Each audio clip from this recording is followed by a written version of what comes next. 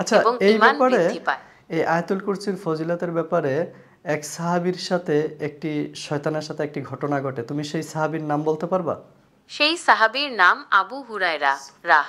তিনি একজন তথ্য প্রযুক্তির এই যুগে এআই কতটা এগিয়ে গেছে আপনি কল্পনা করতে পারবেন। আপনার যে কোনো তথ্যের জন্য আপনি এআইর কাছে দ্বারস্থ হবেন, আপনাকে এআই সেই তথ্যটা সরবরাহ করে থাকবে। আপনাদের কাছে একটা নমুনা পেশ করছে, আপনারা একটু দেখুন। আমি চলে যাচ্ছি একটি ফ্রি টুলস জিমিনির কাছে। হ্যালো জিমিনি, তুমি কেমন আছো? আমি বেশ ভালো আছি, ধন্যবাদ। আপনি কেমন আছেন?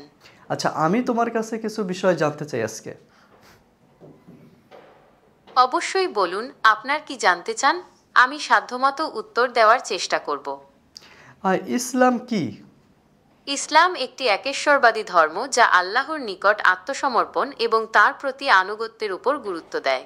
আমি তোমার কাছে জানতে চাচ্ছি ইসলাম কি? এই প্রসঙ্গে জিবরাইল আলাইহিস সালাম রাসূল সাল্লাল্লাহু আলাইহি সাল্লামকে প্রশ্ন করেছিলেন, যেটাকে হাদিসে জিবরিল নামে পরিচিত।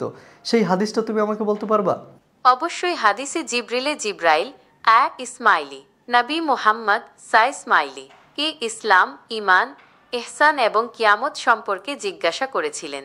নবী মুহাম্মদ ইসমাইলি এই প্রশ্নগুলোর উত্তর দিয়েছিলেন, যা ইসলাম ধর্মের মৌলিক বিষয়গুলো বুঝতে সাহায্য করে।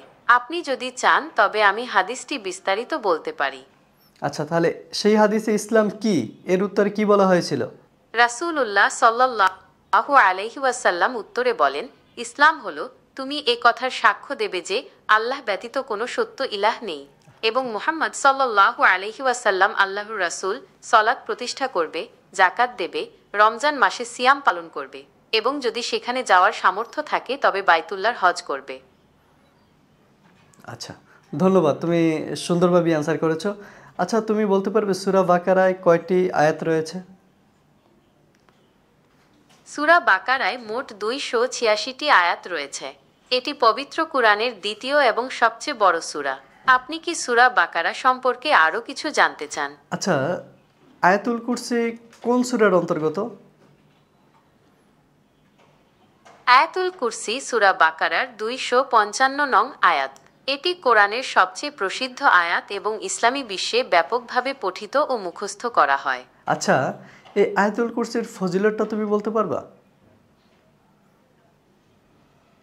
আয়াতুল কুরসির ফজিলত অপরিসীম। এটি পাঠ করলে আল্লাহ তাআলা পাঠকারীকে জিন, শয়তান এবং অন্যান্য বিপদাপদ থেকে রক্ষা করেন। এছাড়াও এই আয়াত পাঠের মাধ্যমে আল্লাহর নৈকট্য লাভ করা যায় আচ্ছা, এবং এই ঈমান ব্যাপারে বৃদ্ধি পায়। এই আয়াতুল কুরসির ফজিলতের ব্যাপারে এক সাহাবীর সাথে শয়তানের সাথে একটি ঘটনা ঘটে। তুমি সেই সাহাবীর নাম বলতে পারবা? সেই সাহাবীর নাম আবু হুরায়রা রাহ। তিনি একজন দরিদ্র সাহাবী ছিলেন। আচ্ছা, একদিন চমৎকার রমজান চমৎকার চমৎকার ভাবে অ্যান্সার করেছো। আচ্ছা, কোরআনে একটি সূরা রয়েছে, সূরা কাফিরুন। এই সূরাটার নাজিলের প্রেক্ষাপটটা তুমি কি আমাকে বলতে পারবা? সূরা কাফিরুন মক্কায় অবতীর্ণ হয়েছে। মক্কার কাফেররা যখন আল্লাহর রাসূল সাকে তাদের দেবদেবীর পূজা করতে বলে, তখন আল্লাহ তাআলা এই সূরাটি নাজিল করেন। এই সূরায় আল্লাহ তাআলা স্পষ্ট করে দেন যে ইসলাম ও কুফর কখনো এক হতে পারে না। আচ্ছা, ধন্যবাদ। তুমি কি সূরা নিসার ৫৯ নম্বর আয়াতটা আমাকে বাংলায় শোনাতে পারবা? অবশ্যই। সূরা নিসার ৫৯ নম্বর আয়াতটি হল, হে ঈমানদারগণ, আল্লাহর নির্দেশ মান্য কর, রসূলের নির্দেশ মান্য কর এবং তোমাদের মধ্যে যারা কর্তৃত্বের অধিকারী তাদের নির্দেশ মান্য কর। অতঃপর তোমাদের মধ্যে কোনো বিষয়ে মতভেদ হলে তা আল্লাহ ও রসূলের দিকে প্রত্যর্পণ কর, যদি তোমরা আল্লাহ ও শেষ দিবসের প্রতি বিশ্বাসী হয়ে থাক। এটাই উত্তম এবং পরিণামে উৎকৃষ্টতর। চমৎকার চমৎকার উত্তর দিয়েছো তুমি। তোমার কাছে একটা বিষয় জানতে চাই। রাসূল সাল্লাল্লাহু আলাইহি সাল্লাম এক শ্রেণীর উম্মতকে হাউসে কাউসারের থেকে পানি পান না করিয়ে তাড়িয়ে দিবেন, সেই হাদিসটা কোন কোন হাদিস গ্রন্থে আছে? এই হাদিসটি সহিহ বুখারী ও সহিহ মুসলিম সহ অন্যান্য হাদিস গ্রন্থে বর্ণিত হয়েছে। এই হাদিসে বলা হয়েছে, কিয়ামতের দিন কিছু লোককে হাউজে কাউসারের কাছে আনা হবে, কিন্তু রাসূলুল্লাহ তাদের দেখে বলবেন, এরা তো আমার উম্মত। তখন ফেরেশতারা বলবেন, আপনি জানেন না, আপনার পরে এরা দিনের মধ্যে নতুন নতুন রীতি আবিষ্কার করেছিল। তখন রাসূলুল্লাহ তাদের বলবেন, দূর হও, দূর হও। আচ্ছা, তুমি কি এই হাদিস নাম্বারটা আমাকে জানাতে পারবা? এই হাদিসটি সহিহ বুখারী ও সহিহ মুসলিম সহ অন্যান্য হাদিস গ্রন্থে বর্ণিত হয়েছে। সহিহ বুখারীতে হাদিসটির নম্বর ৬৫৭৬ এবং সহিহ মুসলিমে এর নম্বর ২২৯০। এই হাদিসের মূল বার্তা হল, কিয়ামতের দিন কিছু লোক হাউজে কাউসারের কাছে আসবে, কিন্তু রাসূলুল্লাহ তাদের দেখে বলবেন, এরা তো আমার উম্মত। তখন ফেরেশতারা বলবেন, আপনি জানেন না, আপনার পরে এরা দিনের মধ্যে নতুন নতুন রীতি আবিষ্কার করেছিল। তখন আচ্ছা, রাসূলুল্লাহ এই এই এই নতুন নতুন রীতিগুলোকে কি ইসলামী শরীয়তে বেদাত বলা হয়? হ্যাঁ, ইসলামী শরীয়তে নতুন রীতিগুলোকে বিদআত বলা হয়। রাসূলুল্লাহ সাল্লাল্লাহু আলাইহি ওয়াসাল্লাম বলেছেন, যে ব্যক্তি আমাদের দিনের মধ্যে নতুন কিছু তৈরি করে যা এর অংশ নয়, তা প্রত্যাখ্যাত।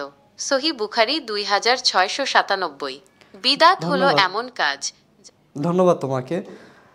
প্রিয় বন্ধুরা, আমরা একটি ফ্রি টুলস, এআই এর একটি ফ্রি টুলস জিমিনি, তার কাছ থেকে আপনারা বুঝতে পারলেন যে আমি কতভাবে ঘুরিয়ে অ্যাঙ্গেলে হিংস দিয়ে আমি তার কাছ থেকে জানতে চেয়েছি, সে কিন্তু সঠিক তথ্যটাই আমার কাছে এনে দিয়েছে। সুবহানাল্লাহ। তো এই এআই এর এই যে ভালো দিকগুলো রয়েছে, এগুলোকে আমরা কিন্তু ব্যবহার করতে পারি। এবং আমি এআই নিয়ে একটি ভিডিও বানিয়েছিলাম, আপনারা দেখেছেন, 2টা ভিডিও বানিয়েছি।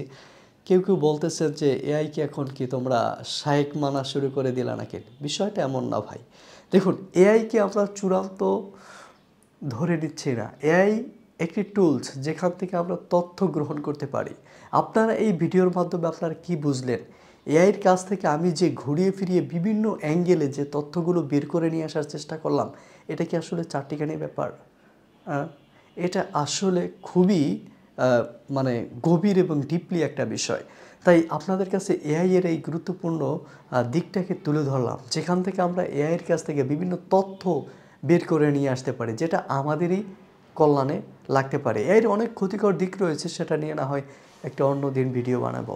তাহলে আপনারা দেখতে পাচ্ছেন যে এআই, আর্টিফিশিয়াল ইন্টেলিজেন্ট, এটা কতটা পাওয়ারফুল, এবং এটা হলো একদম ফ্রি একটা ভার্সন।